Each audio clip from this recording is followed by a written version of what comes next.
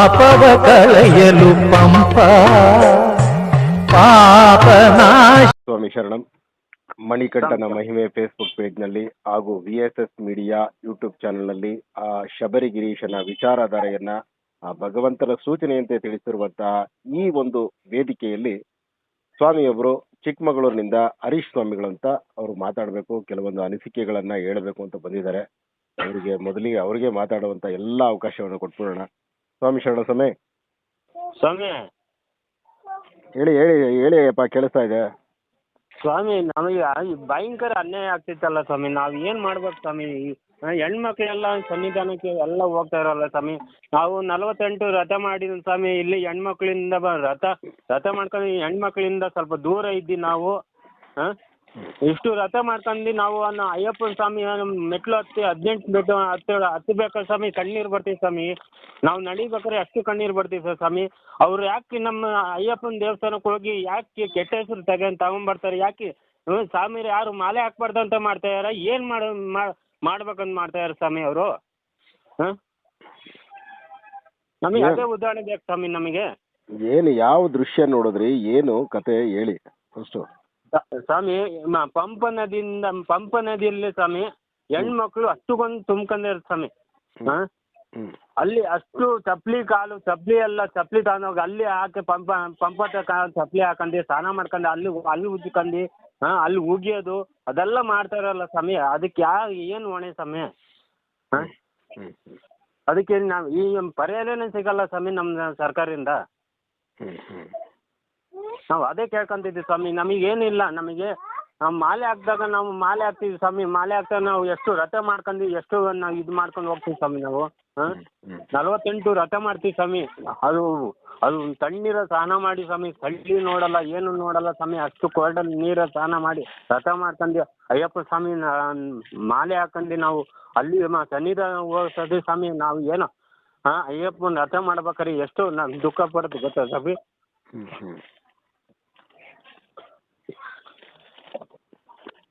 ಸ್ವಾಮಿ ದುಃಖಿಸ್ಬೇಡಿ. ಈಗ ನಿಮ್ಮ ದುಃಖ ಅರ್ಥ ಆಗ್ತಾ ಇದೆ ನನಗೆ. ಇಲ್ಲಿ ಒಂದು ವಿಚಾರ, ನೀವು ಯಾರನ್ನ ಟೀಕೆ ಮಾಡ್ತಾ ಇದ್ದೀರಾ? ಸರ್ಕಾರ ಟೀಕೆ ಮಾಡ್ತಾ ಇದ್ದೀರಾ, ಇಲ್ಲ ದೇವಸ್ವಾಮಿ ಸರ್ಕಾರ ಟೀಕೆ ಅಲ್ಲ ಸರ್ಕಾರ ಟೀಕೆ ಅಲ್ಲ ಸ್ವಾಮಿ.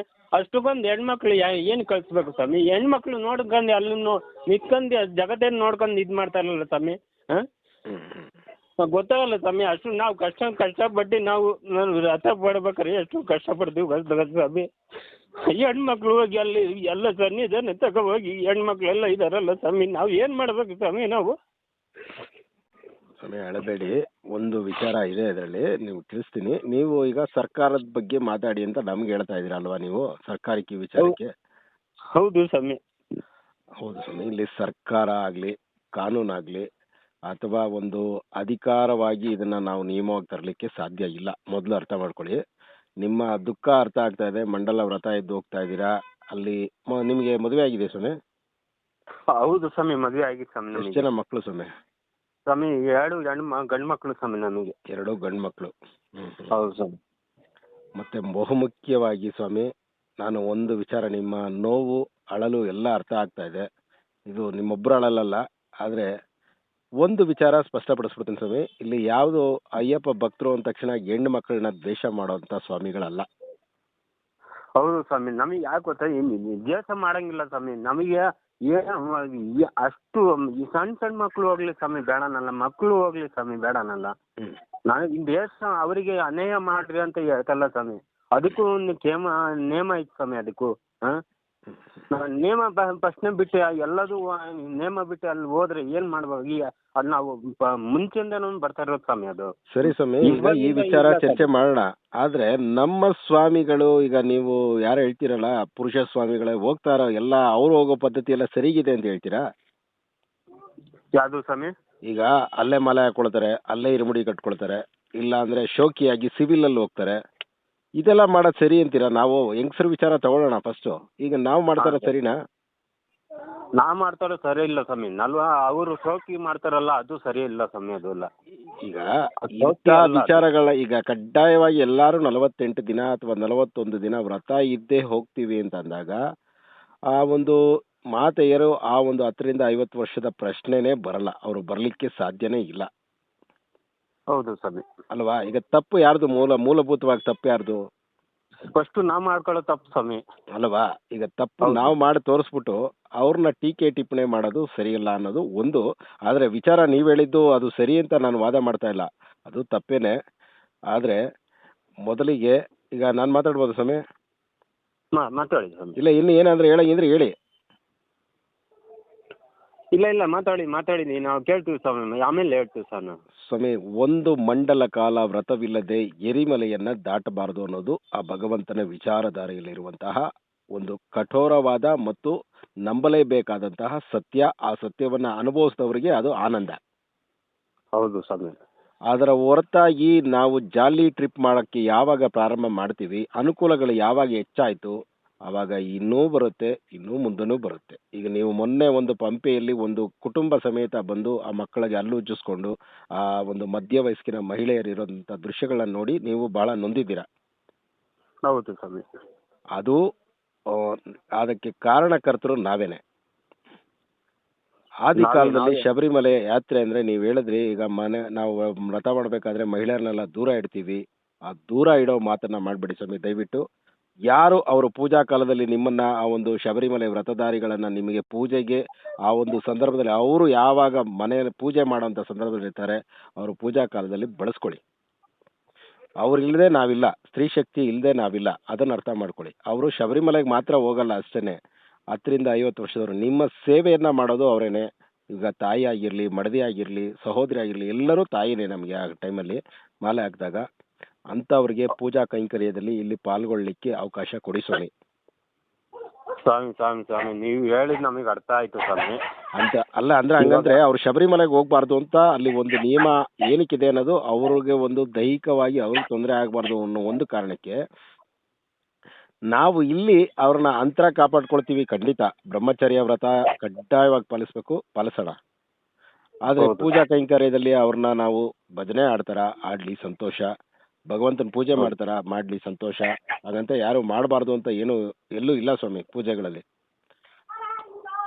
ನಾವು ಹಂಗೆ ಕೇಳ್ಕೊಂತಲ್ಲ ಸ್ವಾಮಿ. ಅಲ್ಲಲ್ಲ, ನೀವು ಕೇಳಿದ್ ನನಗೆ ಅರ್ಥ ಆಯ್ತು. ನಾನು ಎಲ್ರಿಗೂ ಒಂದು ಸಾಮೂಹಿಕವಾಗಿ ವಿಚಾರ ತಿಳಿಸ್ತಾ ಇರೋದು. ನೀವು ಹೇಳ್ತಾ ಇರೋದು ಅರ್ಥ ಆಯ್ತು. ವ್ರತದಲ್ಲಿ ನಾವು ಎಷ್ಟು ಕಟ್ಟುನಿಟ್ಟಾಗಿರ್ತೀವಿ, ಖಂಡಿತವಾಗಿ ಕಟ್ಟುನಿಟ್ಟಾಗಿರ್ಬೇಕು. ಅವರು ನೀವು ವ್ರತದಲ್ಲಿದ್ದಾರೆ, ಅವರು ನಿಮ್ಮನ್ನ ಹತ್ರಕ್ಕೆ ಬರ್ದ್ಬಿಡ್ತಾರೆ ಸ್ವಾಮಿ ಅವರೇನೆ. ಹೌದು. ಅಲ್ಲ, ನೀವು ಮಾಲೆ ಹಾಕಿದ್ರೆ ಅಂದ್ರೆ ಅವರೇ ದೂರ ನಿಂತ್ಕೋತಾ ಇರ್ತಾನೆ. ದೂರ ನಿಂತ್ಕೊಂತಾರೆ ಸ್ವಾಮಿ. ಇಲ್ಲಿ ಜಗತ್ತಲ್ಲಿ ನಮ್ಮ ಕರ್ನಾಟಕದಲ್ಲಿ ಏನು ಗೊತ್ತಾ ಸ್ವಾಮಿ, ನಮ್ಮ ಕರ್ನಾಟಕದಲ್ಲಿ ಸ್ವಾಮಿ ಮಾಲೆ ಹಾಕ್ಯಾರ ಅಂತ ಸ್ವಲ್ಪ ಒಂದು 10 ಅಡಿ ಅಲ್ಲ 20 ಅಡಿ ದೂರ ಇಡ್ತಾರೆ ಸ್ವಾಮಿ. ನಾವು ನಾವು ನಲ್ಲಿಕ್ಕೆ ಕಣ್ಣು ಬಿಟ್ಕೊಂಡು ಹೋಗ್ತಾ ಇದ್ರೆ ಅವ್ರನ್ನ ನಾವು ಎತ್ತು ನೋಡಲ್ಲ ಸ್ವಾಮಿ ನಾವು ಅವರಿಗೆ. ಸ್ವಾಮಿ ಅದೆಲ್ಲ ಮಾಡಬೇಕು. ಹಾಗಂತ ಅವ್ರನ್ನ ಪೂಜೆಯಲ್ಲಿ ಪಾಲ್ಗೊಳ್ಬಾರ್ದು ಅಂತ ಮಾತ್ರ ಹೇಳಬಾರ್ದು. ಪೂಜೆಯಲ್ಲಿ ಬರಲಿ, ಭಗವಂತನ ಆರಾಧಿಸ್ಲಿ, ಪೂಜೆ ಮಾಡಲಿ. ಎಲ್ರಿಗೂ ಕೂಡ ಸ್ವಾಮಿ ಅಯ್ಯಪ್ಪ ಒಬ್ಬರೇನೆ, ಅವ್ರನ್ನ ಪೂಜೆ ಮಾಡಬಾರ್ದು ಅಂತ ಹೇಳಬಾರ್ದು. ನೀವು ಹೇಳಲಿಲ್ಲ, ನಾನು ಹೇಳ್ತಾ ಇರೋದು ವಿಚಾರನ ಎಲ್ರಿಗೂ ತಿಳಿಸ್ತಾ ಇರೋದು ಅಷ್ಟೇ. ನೀವು ಹೇಳಿದ್ರಿ ಅಂತ ನಾನೇನು ಹೇಳ್ತಾ ಇಲ್ಲ. ನಾವು ಬ್ರಹ್ಮಚರ್ಯ ವ್ರತವನ್ನು ಪಾಲಿಸುತ್ತಾ ನಮ್ಮ ತಾಯಿ, ಸಹೋದರಿ, ಮಡದಿ ಎಲ್ಲರನ್ನ ಆ ಪೂಜೆಯಲ್ಲಿ ಪಾಲ್ಗೊಂಡು ಅವರು ಕೂಡ ಭಗವಂತನ, ನೀವು ಎಷ್ಟು ಜನ ಭಕ್ತಿಯಿಂದ ಬೆಂಗಳೂರಲ್ಲಿ ಭಜನೆ ಆಡೋರಿದ್ದಾರೆ ಮಹಿಳೆಯರು, ಅವ್ರು ಆಡಲಿ ಸ್ವಾಮಿ, ಅವ್ರಿಗೂ ಸಂತೋಷ. ಅವ್ರಿಲ್ಲದೆ ನಾವಿಲ್ಲ ಸ್ವಾಮಿ. ಜಗತ್ತೇ ಒಂದು ಶಕ್ತಿ ಸ್ವರೂಪಿಣಿ. ಆ ಶಕ್ತಿ ಸ್ವರೂಪಿಣಿಯನ್ನು ನಾವು ಆರಾಧಿಸಬೇಕು. ಆದರೆ ನೀವು ಹೇಳದಂಥ ಆ ಒಂದು ಕೆಟ್ಟ ಆ ಒಂದು ಸಂಪ್ರದಾಯ ಏನು ಬೆಳೀತಾ ಇದೆ, ಫ್ಯಾಮಿಲಿ ಹೋಗಿ ಅಲ್ಲಿ ಹಲ್ಲುಜ್ಜೋದು, ಅವರು ಪಂಪೆಯಲ್ಲಿ ಸ್ಟೇ ಮಾಡೋದು, ನಾವು ಸನ್ನಿಧಾನಕ್ಕೆ ಹೋಗೋದು, ಮತ್ತೆ ಬರೋದು, ಅಲ್ಲಿಂದ ಚಪ್ಪಲಿ ಹಾಕೊಡೋದು, ಅವ್ರ ಜೊತೆ ಒಂದು ಯಾತ್ರೆ ಅಂತ ಮಾಡ್ತಾ ಇದ್ದಾರೆ. ಅದು ತರವಲ್ಲ. ನೀವು ಹೇಳಿದ್ದು ಅದು ಅಕ್ಷರಶಃ ಸತ್ಯ. ಅದಕ್ಕೆ ಮೂಲಭೂತವಾಗಿ ಬದಲಾವಣೆ ಆಗಬೇಕಾಗಿರೋದು ನಾವೇ. ಹೌದು ಸ್ವಾಮಿ, ನಾವೇ ಮಾಡ್ಕೊಳ್ಳೋದು. ಇವಾಗ ನಾನು ಇನ್ನೊಂದು ಪ್ರಶ್ನೆ ಕೇಳ್ತೀನಿ ಸ್ವಾಮಿ. ಅವರು ಸ್ವಾಮಿಯವರು ಮಾಲೆ ಹಾಕ್ಮೇಲೆ ಅಲ್ಲಿ ಮಾಲೆ ಹಾಕಂಡು ಮತ್ತೆ ಅಲ್ಲಿ ಹೋಗಿ ಮತ್ತೆ ಆ ಥರ ಮಾಡ್ಬಾರ್ದು ಸ್ವಾಮಿ. ಒಂದು ಸಿಗಲ್ಲ ಹಾಕೊಂಡು ಹೋಗ್ಬಾರ್ದು. ಅದೊಂದು ಮತ್ತೆ ಸ್ವಾಮಿ, ಆ ಹೆಣ್ಮಕ್ಳು ಅಲ್ಲಿ ಉಜ್ಜಿ ಅಲ್ಲೇ ಕಟ್ಟೆ ತಗೋ ಉಗ್ಗಿ ಅದು ಸ್ವಾಮಿಯವರು ನಾವು ಇಡೀ ಮುಡಿ ಎಲ್ಲ ಅಲ್ಲೇ ಇರ್ತೀವಿ ಸ್ವಾಮಿ. ಕಟ್ನಿಟ್ಟಾಗಿ ನಾವು ಇಲ್ಲಿಂದ ತುಪ್ಪಕಾಯಿ ತುಂಬಿಸ್ಕೊಂಡು ಅಲ್ಲೇ ತಗೊಂಡ್ಬಂದು ನಾವು ಪಂಪ ನದಿಗೆ ನಾವು ಅಲ್ಲಿ ಸ್ನಾನ ಮಾಡಿ ಪೂಜೆ ಮಾಡ್ಕೊಂಡು ಅಲ್ಲಿ ಸ್ನಾನಕ್ಕೆ ಹೋಗಿ ನಾವು ಅಯ್ಯಪ್ಪನ ಇಡೀ ಮುಡಿ ಎತ್ಕೊಂಡು ಹೋಗ್ಬೇಕಾರೆ ಸ್ವಾಮಿ, ದೇವ್ರು ನೋಡ್ಬೇಕಾದ್ರೆ ನಮಗೆ ಅಷ್ಟು ಕಣ್ಣೀರು ಬರ್ತಿತ್ತು ಸ್ವಾಮಿ. ನಾವು ಅಲ್ಲೇ ಇದ್ಬಿಡೋಣ ಅನ್ಸಿತ್ತು ಸ್ವಾಮಿ ನಮ್ಮ ಆತ್ಮ ಇದರಲ್ಲಿ. ಅಂಥದ್ರಲ್ಲಿ ಅಂತಾರೆ ಚಪ್ಪಲಿ ಹಾಕಂಡು ಅಲ್ಲೇ ನಿಂತ್ಕಂಡು ಅಲ್ಲೇ ಉಜ್ಕಂಡು ಅಲ್ಲೇ ಉಗ್ಗಿದ್ದಿ ನಾ ಹೆಣ್ಮಕ್ಳಿಗೆ ನಾನು ಇದು ಮಾಡ್ತಾಯಿಲ್ಲ ಸ್ವಾಮಿ, ನಾನು ಅದೆಲ್ಲ ಹೇಳ್ತಾಯಿಲ್ಲ ಸ್ವಾಮಿ. ಹೆಣ್ಮಕ್ಳಿಗೆ ಅಷ್ಟು ಕಟ್ನಿಟ್ಟಲ್ಲಿ ಇವು ಇದ್ದಾರ ಸ್ವಾಮಿ ಅಷ್ಟೇ ಕೇಳ್ತಾ ಇರೋದು. ನಾ ಅಲ್ಲಿ ಹೋಗಿ ಅಷ್ಟು ಇದು ಮಾಡ್ತಾರಲ್ಲ ಅದಕ್ಕೆ ಹೊಣೆ ಯಾರು ಸ್ವಾಮಿ? ಅದನ್ನ ನಾನು ಅದು ಪ್ರಶ್ನೆ ಕೇಳ್ತಾ ಇದ್ದೀನಿ ಸ್ವಾಮಿ.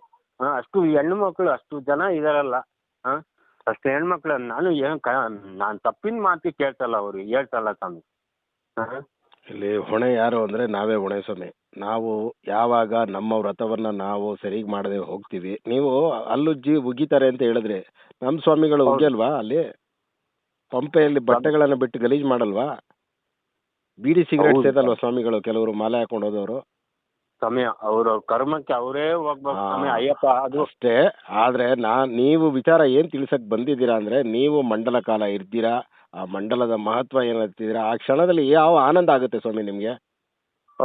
ಸ್ವಾಮಿ ಮಂಡಲ ಪೂಜೆ ನಾವು ಮಾಡ್ಬೇಕಾದ್ರೆ ಸ್ವಾಮಿ ನಮಗೆ ಎಷ್ಟು ಆನಂದ ಗೊತ್ತಾ ಸ್ವಾಮಿ? ನಾವು ಪೂಜೆ ಮಾಡ್ಬೇಕಾದ್ರೆ ನಮಗೆ ಸನ್ನಿಧಾನ ಹೋಗ್ಬೇಕಾದ್ರೆ ಎಷ್ಟು ಖುಷಿಯಿಂದ ಹೋಗ್ತೀವಿ ಗೊತ್ತಾ? ನಾವು ಅಯ್ಯಪ್ಪನ ನೋಡ್ಬೇಕಂತ ಭಾರಿ ಆಸೆಯಿಂದ ಹೋಗ್ತೀವಿ ಸ್ವಾಮಿ. ಇಲ್ಲಿಂದ ಇಲ್ಲಿ ನೀವು 2 ಸೆಕೆಂಡೋ 3 ಸೆಕೆಂಡೋ ಅಲ್ಲಿ ಭಗವಂತನ ನೋಡ್ತೀರಾ. 48 ದಿನ ನೀವು ಆನಂದ ಅನುಭವಿಸಿದ್ದು ವರ್ಷ ಪೂರ್ತಿ ನಿಮ್ಮ ಜೀವನ ಪರ್ಯಂತ ಇರಬೇಕು ಅಂತಾನೆ ಆ ಮಂಡಲ ವ್ರತ ಮಾಡಿ ಅಂತ ಎಲ್ರಿಗೂ ನಾವು ಆ ಭಗವಂತ ತಿಳಿಸಿರೋ ವಿಚಾರ ತಿಳಿಸ್ತಾ ಇರೋದು. ಅದನ್ನು ಅರ್ಥ ಮಾಡ್ಕೊಳ್ಳಿ ಸ್ವಾಮಿ. ಈ ಅನರ್ಥ ಎಲ್ಲ ಆಗಲಿಕ್ಕೆ ಕಾರಣಕರ್ತರು ನಾವೇ. ಮೊದಲು ಬೇರೊಬ್ಬರನ್ನ ನಾವು ಬೆರಳಕ್ಕೆ ತೋರ್ಸಕ್ಕೆ ಮೊದಲು 4 ಬೆರಳು ನಮಗೆ ತೋರಿಸ್ತಾ ಇರುತ್ತೆ. ಅದನ್ನು ನಾವು ತಿದ್ಕೊಳ್ಳೋಣ. ನಾನು ನಿಮಗೆ ಹೇಳ್ತಾ ಇಲ್ಲ, ಯಾರು ಮಂಡಲ ವ್ರತವಿಲ್ಲದೆ ಒಂದು ಭಯ ಭಕ್ತಿ ಇಲ್ಲದೆ ಶಬರಿಮಲೆ ಯಾತ್ರೆ ಅನ್ನೋದು ಮಾಡ್ತಾ ಇದ್ದಾರೆ, ಅವರು ಮುಂದಿನ ದಿನಗಳಲ್ಲಿ ಬದಲಾಗಿ ಆ ಒಂದು ಕ್ಷೇತ್ರಕ್ಕೆ ಕಾಲಿಡಬೇಕು ಅಂದರೆ ಒಂದು ಮಂಡಲ ಕಾಲ ವ್ರತ ಇದ್ದಾಗ ಮಾತ್ರ ಅದಕ್ಕೆ ಅರ್ಹರು. ಈಗ ನೀವು ಎಲ್ಲಾದರೂ ಒಂದು ಎಕ್ಸಿಬಿಷನ್ಗೆ ಹೋಗ್ಬೇಕು ಅಂತಂದ್ರೆ ಒಂದು ಟಿಕೆಟ್ ತಗೊಂಡ್ರೆ ಒಳಗೆ ಬಿಡ್ತೀವಿ, ಇಲ್ಲಾಂದ್ರೆ ಬಿಡಲ್ಲ ಅಂತಾರೆ. ಹೌದೌದು ಅದನ್ನು ಕೇಳ್ತಾರೆ. ರೈಲ್ವೆ ಟಿಕೆಟ್ ತಗೊಂಡು ಹೋಗ್ಲಿಲ್ಲ ಅಂದ್ರೆ ಪೆನಲ್ಟಿ ಆಗ್ತಾರೆ ಅಂತ ರೈಲ್ವೆ ಟಿಕೆಟ್ ತಗೊಳ್ತಾರೆ. ಅದೆಲ್ಲ ನಾವು ಮಾಡ್ಕೊಂಡಿರೋದು ಕಾನೂನುಗಳು. ಅದನ್ನು ಪಾಲಿಸ್ತೀವಿ ಅಂದಮೇಲೆ ಆ ಕ್ಷೇತ್ರದ ಒಂದು ನಿಯಮ ನೀತಿ ರಿವಾಜುಗಳು ಇರುತ್ತೆ, ಅದನ್ನ ಪಾಲಿಸ್ದೆ ಯಾರು ಕೇಳ್ತಾರೆ ಸ್ವಾಮಿ? ಆ ಭಗವಂತ ಬಂದು ಎದ್ದು ನೋಡ್ತಾನ ನಮ್ಮನ್ನ ಅಂತ ಕೇಳದೆ ಈ ರೀತಿ ನಡ್ಕೊಂಡ್ರೆ ಎಲ್ಲವನ್ನು ನೋಡ್ತಾ ಕೂತಿದ್ದಾನೆ ಸ್ವಾಮಿ ಆ ಭಗವಂತ. ಅಯ್ಯಪ್ಪನ ಮಾಲೆ ಹಾಕ್ಬೇಕು ಸ್ವಾಮಿ. ನಾವು ಎಷ್ಟು ಕಷ್ಟಪಟ್ಟು ಗೊತ್ತಾ? ನಾವು ಕನ್ಯಾಸ್ವಾಮಿಯಲ್ಲಿ ಬರೀ ಕನ್ಯಾಸ್ವಾಮಿಯಲ್ಲಿ ನಾವು ಮಾಲೆ ಹಾಕಿ 48 ವ್ರತ ಮಾಡ್ಕೊಂಡು ಬರೀ ನಂದಿರೋ ಬಟ್ಟೆಯಲ್ಲಿ ಸ್ವಾಮಿ ಮಾಡ್ಕೊಂತಿದೀವಿ ಸ್ವಾಮಿ. ನಾವು ನಂದಿರೋ ಬಟ್ಟೆ ನಾವು ಹಾಕಿ ಚಾಪೆ ಬರೀ ಸ್ವಾಮಿ ಚಾಪೆ ಹಾಕಂತಿರಲ್ಲ ಸ್ವಾಮಿ. ಅಯ್ಯಪ್ಪಂದು ನಮ್ಮ ಪಂಚೆನೇ ಹಾಕೊಂಡು ಒತ್ಕೊಂಡು ಅದ್ರ ಮೇಲೆ ಮಕ್ಕಂತಿದೀವಿ ಸ್ವಾಮಿ. ನಾವು ಅಷ್ಟು ತಣ್ಣೀರಲ್ಲೇ ಹಂಗೆ ಪೂಜೆ ಮಾಡ್ಕೊಂಡ್ಬಂದು ಹಂಗೆ ಮಾಡ್ಕೊಂಡ್ಬಿಡ್ತಿದ್ವಿ ಸ್ವಾಮಿ. ವಿಚಾರಗಳು ಹೆಂಗಿದೆ ಅಂದ್ರೆ, ನೀವು 48 ದಿನಗಳ ಏನು ಕಷ್ಟ ಪಡ್ತೀರಾ, ಆ ಕಷ್ಟ ಇಷ್ಟವಾಗಿ ಪಡ್ತಾ ಇದ್ದೀರಾ? ಹೌದು ಸ್ವಾಮಿ, ಇಷ್ಟವಾಗಿ ಪಡ್ತಾ ಇದೀವಿ ಸ್ವಾಮಿ. ಯಾಕೆ ಹೇಳು? ನಮ್ಮ ಅಪ್ಪ ಬೇಕವರು, ಅಯ್ಯಪ್ಪ ಸ್ವಾಮಿ ನಮಗೆ ಬೇಕವರು. ಬೇಕಾಗಿದ್ರೆ ನಾವು ಅಷ್ಟು ಸ್ವಾಮಿ ಶರಣಂ. ಚಿಕ್ಕಮಗಳೂರಿನಿಂದ ಹರೀಶ್ ಸ್ವಾಮಿಗಳ ಆ ಒಂದು ದೂರವಾಣಿ ಸಂಭಾಷಣೆ ಅರ್ಧಕ್ಕೆ ಅಥವಾ ಅವರು ದೂರವಾಣಿ ಸಂಭಾಷಣೆಯ ಕೊನೆಯ ಭಾಗದಲ್ಲಿದ್ದಾಗ ನೆಟ್ವರ್ಕ್ ಸಮಸ್ಯೆಯಿಂದ ಕರೆ ಕಟ್ಟಾಯಿತು. ಇಲ್ಲಿ ಒಂದು ವಿಚಾರವಂತೂ ಸ್ಪಷ್ಟಪಡಿಸ್ತೀವಿ ಸ್ವಾಮಿ, ಶಬರಿಮಲೆ ಯಾತ್ರಿಕರಾಗಲಿ ಆ ಅಯ್ಯಪ್ಪನ ಭಕ್ತರಾಗಲಿ ಸ್ತ್ರೀ ದ್ವೇಷಿಗಳಲ್ಲ. 10ರಿಂದ 50 ವರ್ಷದ ಮಾತೆಯಂದಿರು ಶಬರಿಮಲೆ ಯಾತ್ರೆಯನ್ನು ಮಾಡಬಾರದು ಎಂಬ ಒಂದು ಕಾರಣ ವೈಜ್ಞಾನಿಕವಾದ ಒಂದು ನೆಲೆಗಟ್ಟಿನಲ್ಲಿದೆ. ಅದರ ಹೊರತುಪಡಿಸಿ ನಾವ್ಯಾರೂ ಆ ಒಂದು ತಾಯಂದಿರ ಮನ ನೋಯಿಸುವಂತಾಗಲಿ, ಅವರಿಲ್ಲದೆ ಈ ಒಂದು ಯಾತ್ರೆ ಸಾಗುತ್ತದೆ ಎಂಬ ಒಂದು ಭಾವನೆಯಲ್ಲಾಗಲಿ ನಾವು ನಮ್ಮ ಯಾತ್ರೆಯನ್ನು ಮಾಡೋದಿಲ್ಲ. ಸ್ತ್ರೀ ಶಕ್ತಿ ಇಲ್ಲದೆ ಜಗತ್ತಿಲ್ಲ ಎಂಬುದು ಸತ್ಯ. ಅದನ್ನು ಅರಿತುಕೊಂಡು ಶಬರಿಮಲೆ ಯಾತ್ರೆಯನ್ನು ಮಾಡ್ತಾಯಿದ್ದೀವಿ. ಶಬರಿಮಲೆ ಯಾತ್ರೆಯನ್ನು ಮಾಡುವ ಹಿಂದಿನ ಶಕ್ತಿ ಸ್ತ್ರೀ ಶಕ್ತಿಯೇ ಆಗಿದೆ ಎಂಬುದರಲ್ಲಿ 2 ಮಾತಿಲ್ಲ. ಸ್ವಾಮಿ ಶರಣಂ. VSS ಮೀಡಿಯಾ ಆನ್ಲೈನ್ ಚಾನಲ್ಗಾಗಿ ಹಾಗೂ ಮಣಿಕಂಠನ ಮಹಿಮೆ ಫೇಸ್ಬುಕ್ ಪೇಜ್ಗಾಗಿ ನನಗಿಂತ ಕಿರಿಯವರು ಯಾರೂ ಇಲ್ಲ. TS ಕಣ್ಣನ್, ರಾಮನಗರ. ವಿಶೇಷವಾದ ಧನ್ಯವಾದಗಳನ್ನು ಚಿಕ್ಕಮಗಳೂರಿನ ಹರೀಶ್ ಸ್ವಾಮಿಗಳಿಗೆ ನಿಮ್ಮೆಲ್ಲರ ಪರವಾಗಿ ಸಲ್ಲಿಸ್ತಾ ಇದ್ದೇವೆ. ತಾವು ಕೂಡ ತಮಗನಿಸಿದ ಅನಿಸಿಕೆಯನ್ನು ಕಾಮೆಂಟ್ ಮೂಲಕ ಅಥವಾ ದೂರವಾಣಿಯ ಮೂಲಕ ಹಂಚಿಕೊಳ್ಳಬಹುದು. ಸ್ವಾಮಿ ಶರಣಂ.